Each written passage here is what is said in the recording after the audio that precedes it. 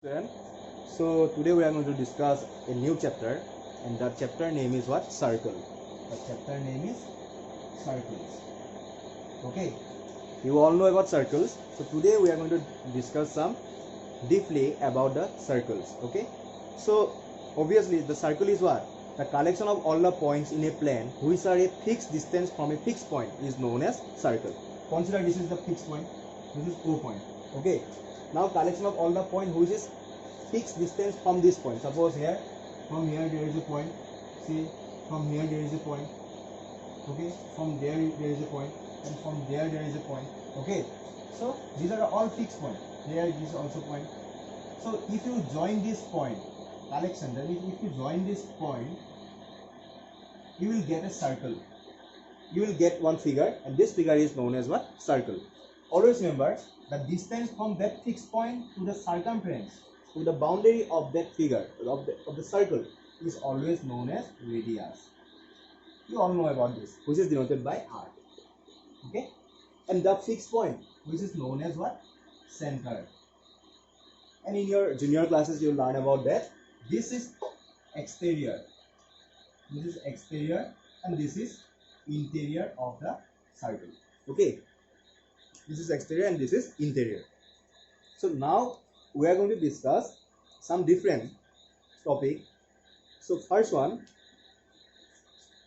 what is semicircle?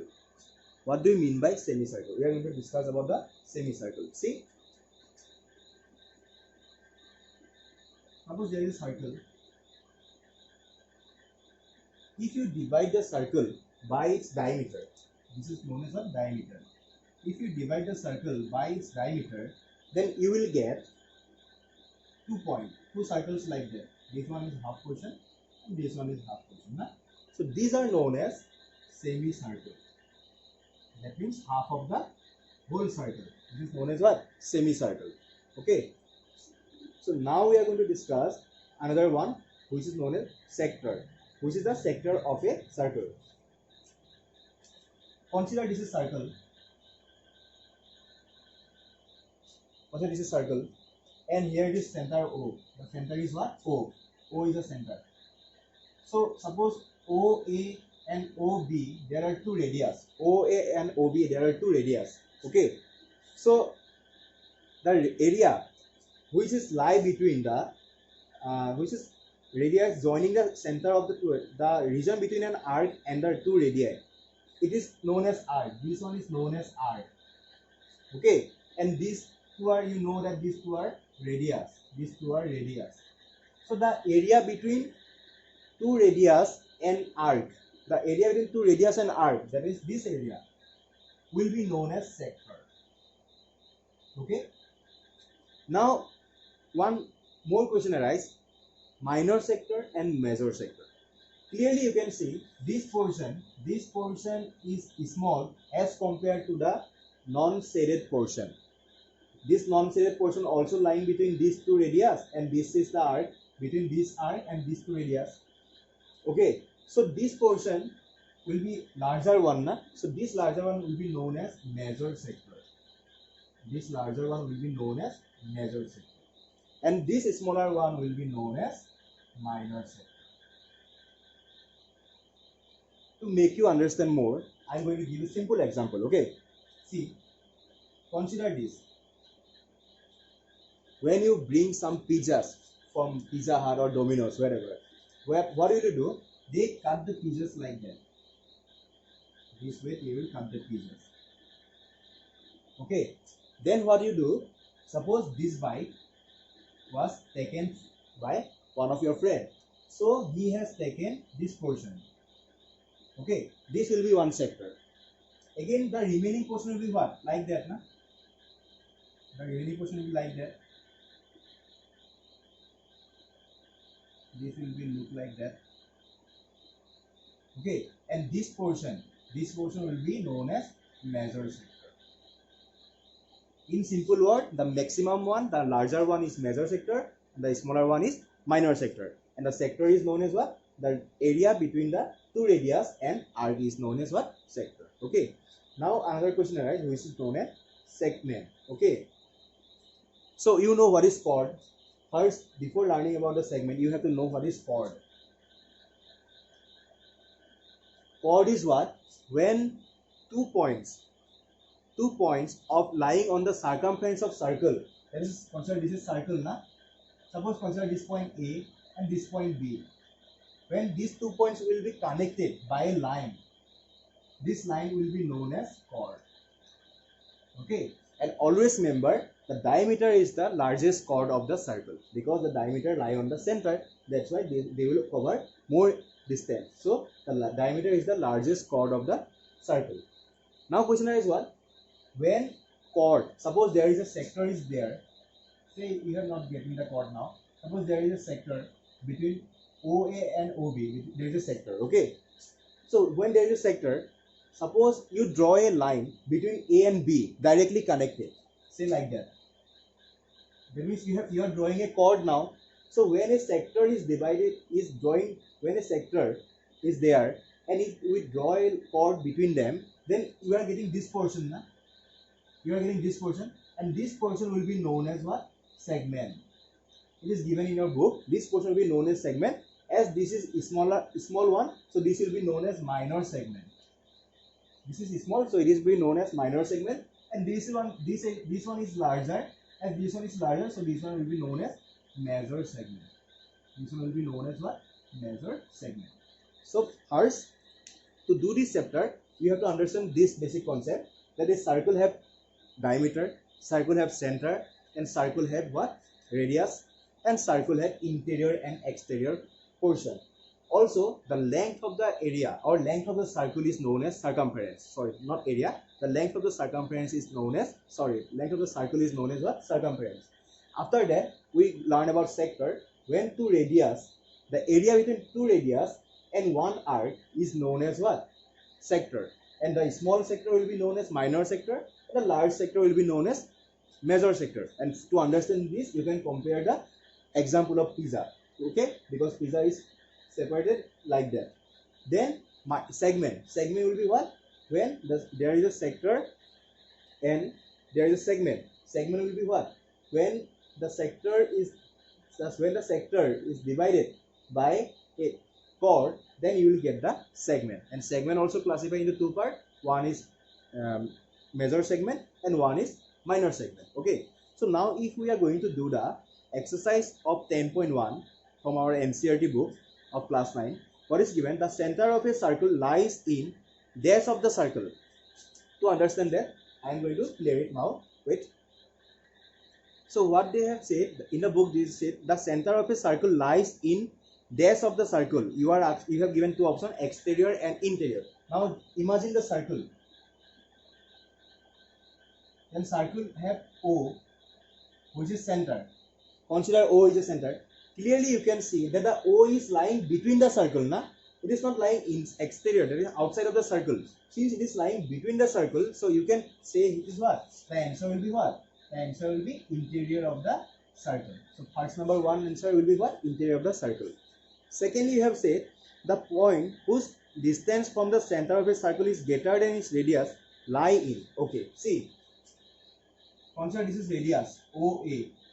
Say this is 5 cm. Okay. Consider another point B here. This is the B point. Now distance from B to A is 6 cm. Okay. Clearly you can see that 6 is greater than 5.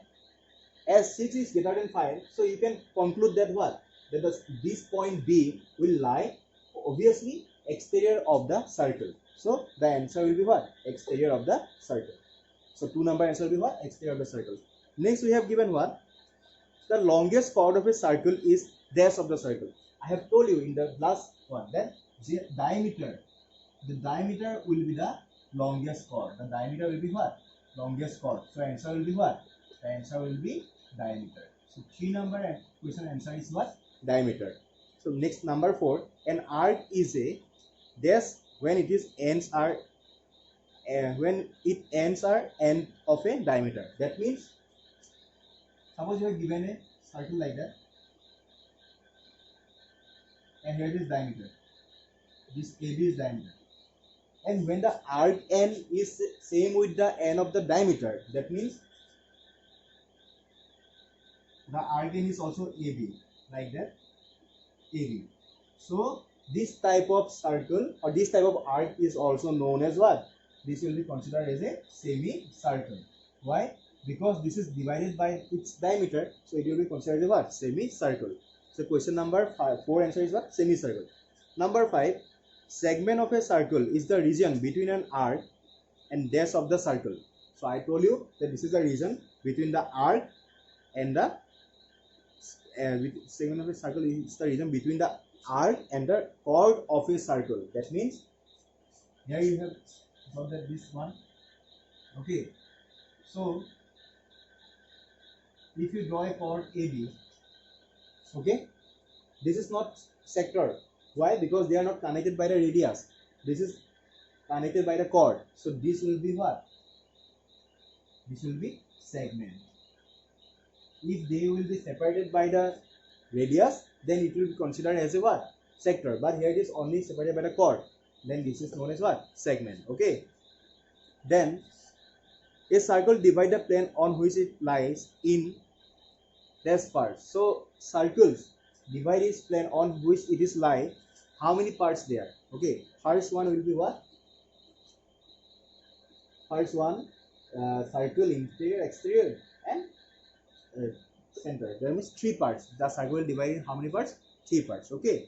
So this is our needed for the exercise 10.1. Next, for there is another given theorem 10.1. Equal chords of a circle subtend equal angle at the center.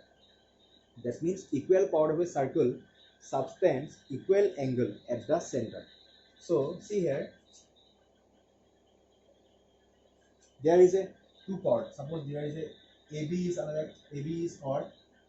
This is the center O, and there is another chord CD. Okay. Now AB and CD are equal. According to this theorem, the AB and CD are equal.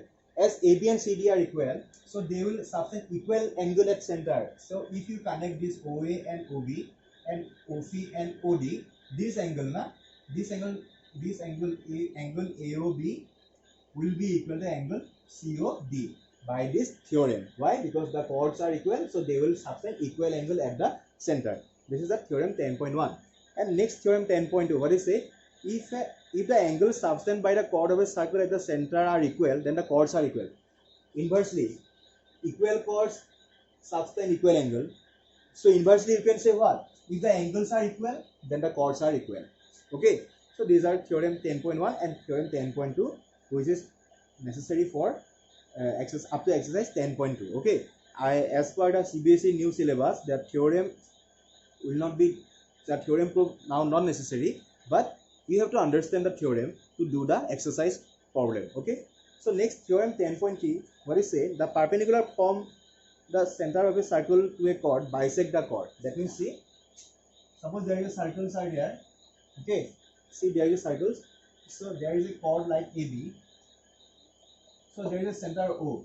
If you draw a perpendicular, suppose OP, this OP will do what? This OP will bisect this chord. That means AP equal to PB. They will bisect the chord. Okay, it is according to theorem 10.3. Then last theorem, theorem 10.4, the line drawn through the center of a circle to bisect a chord is perpendicular. So inversely it is said, if the perpendicular drawn to the chord of a circle from the center, then they bisect the chord. And inversely you can say what? If the drawing line bisect the chord, the drawing line from the center bisect the chord, then the line is also considered as a perpendicular. Okay. So this theorem up to theorem 10.4 we have to understand, and I also discussed exercise 10.1 in today's video. In our next video we will discuss up to after exercise 10.3, which is also very easy, but our main maths will come in exercise 10.4. Okay. So thank you.